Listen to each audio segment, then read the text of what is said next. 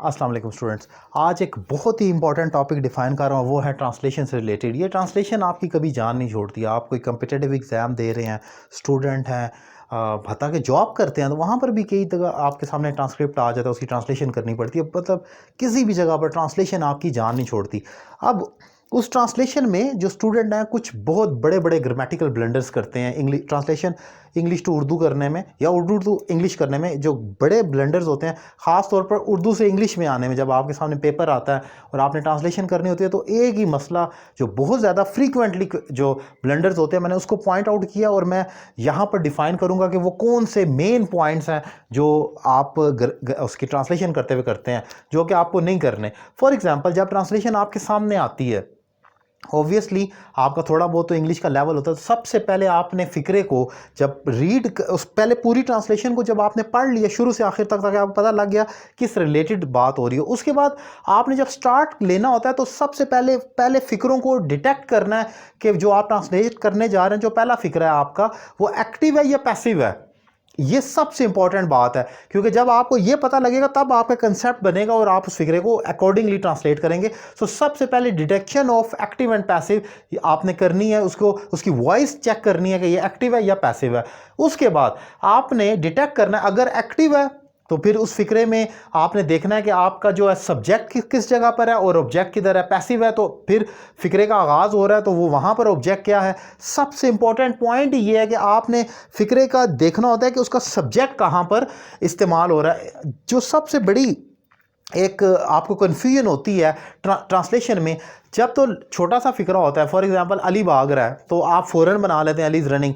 लेकिन अगर मैं ये बोलूं अली जो कि लाहौर में रहता है और उसकी उम्र 18 साल है, वो अपनी अम्मी अब्बू के साथ रहता है और पिछले इतने अरसे से वो एक जॉब कर रहा है, वो भाग रहा है। अब ये मैंने इतनी लंबी जो स्टोरी गढ़ कर आपके सामने रख दी, आप कंफ्यूज हो जाएंगे, आपको समझ नहीं आ रही कि आगाज़ कहाँ से करना। असल में वो अली ही आपका सब्जेक्ट है, जो मैंने कहा ना, आपने डिटेक्ट कर रहे हैं।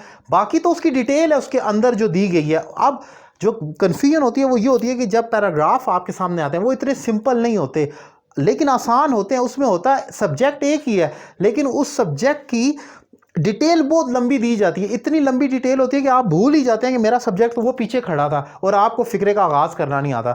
सो ये मैंने पॉइंट डिफाइन किया कि लंबे फिक्रे को पढ़कर कंफ्यूज नहीं होना, उसमें से उसका सब्जेक्ट डिटेक्ट कर लेना है और फिर अकॉर्डिंगली ट्रांसलेट कर देना है। ज़्यादातर यही होता है कि आपका सब्जेक्ट या ऑब्जेक्ट बहुत लंबा डिटेल में दिया जाता है, लेकिन वो होता है एक ही वर्ड है। जैसे कि मैंने एक इतनी लंबी मिसाल दी, लफ्ज़ अली है लेकिन इतनी लंबी उसकी डिटेल है आपको कंफ्यूज करने के लिए। सो ये एक इंपॉर्टेंट पॉइंट है कि detection of your subject and object. Then लंबे फिक्रे को तोड़कर छोटा कर जो उसका जो न्यूक्लियस है उसको ट्रांसलेट कर ले। फॉर एग्जांपल मैं कहता हूँ कि हमारे मुल्क में आम तौर पर जो आजकल देखा कि लोगों को इंसाफ नहीं दिया जाता है। हमारे मुल्क में आम तौर पर लोगों को इंसाफ नहीं दिया जाता है। इतना लंबा फिक्रा आपने लोगों को इंसाफ नहीं दिया जाता। ये मेन हिस्सा पहले निकाल कर ट्रांसलेट करना और फिर जो बच जाए उसको आखिर में लिखते चले जाना है। So this is called divide your sentence. उस लंबे सेंटेंस को तोड़कर मेन पॉइंट पहले ट्रांसलेट करें और फिर जो बाकी का बच गया शुरू में लिखें या आखिर में, आपकी ट्रांसलेशन पर बहुत ज़्यादा असर नहीं पड़ेगा। देन डोंट ट्रांसलेट लिटरल, यानी कि वर्ड बाय वर्ड ट्रांसलेशन नहीं करनी। बाज़ दफ़ा कोई फ्रेज़ भी आ जाता है, बाज़ दफ़ा कोई ईडियम भी आ जाता है, तो इतने भी अंधाधुंध आपने ट्रांसलेशन नहीं करनी होती। जैसा दिया गया अंधाधुंध चलाते जाएं और फिर उसका नतीजा कुछ और ही निकले। सो अपने दिमाग को भी आपने रखना है। और ख़ास तौर पर देखा यह गया कि जो फीमेल स्टूडेंट्स हैं उनके अंदर ये बड़ी वो एक लकीर की फ़कीर वाला कंसेप्ट होता है। जैसा दिया गया वर्ड बाय वर्ड ट्रांसलेशन चलती है और वो कुछ और बन जाता है। सो कुछ चीज़ें आपके जनरल नॉलेज पर भी डिपेंड करती हैं, आपने उसका मीनिंग भी डालना होता है। सिर्फ ऐसा नहीं हो सकता कि आप जो है उसको वर्ड बाय वर्ड ट्रांसलेट करें। देन आपने लॉन्ग सेंटेंस को जो है, एक और जो बहुत बड़ा ब्लंडर जो ट्रांसलेशन में स्टूडेंट कर रहे होते हैं, जो मैं देखता हूँ, वो ये होता है जब आपके सामने पैराग्राफ आता है ट्रांसलेशन के लिए, तो दो फिक्रे आप पहले पढ़कर दोनों को इकट्ठी ट्रांसलेशन स्टार्ट कर देते हैं।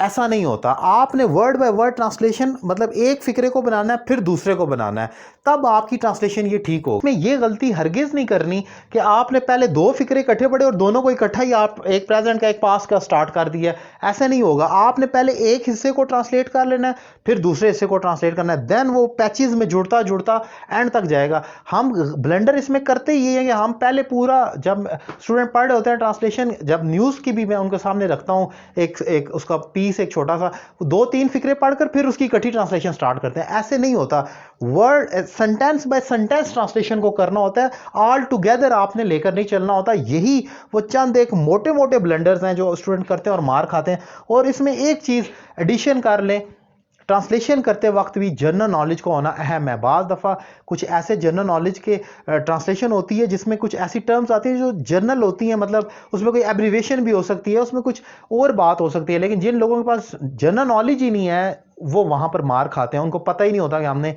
क्या, इंग्लिश जितनी मर्जी अच्छी हो लेकिन अगर जनरल नॉलेज नहीं है तो यहाँ पर भी आपको डेंट लाजमी पड़ता है। लिहाजा अगर अपनी ट्रांसलेशन को बेहतर करना चाह रहे हैं तो अपने जनरल नॉलेज और IQ लेवल को भी थोड़ा सा लिफ्ट अप करने की कोशिश करें।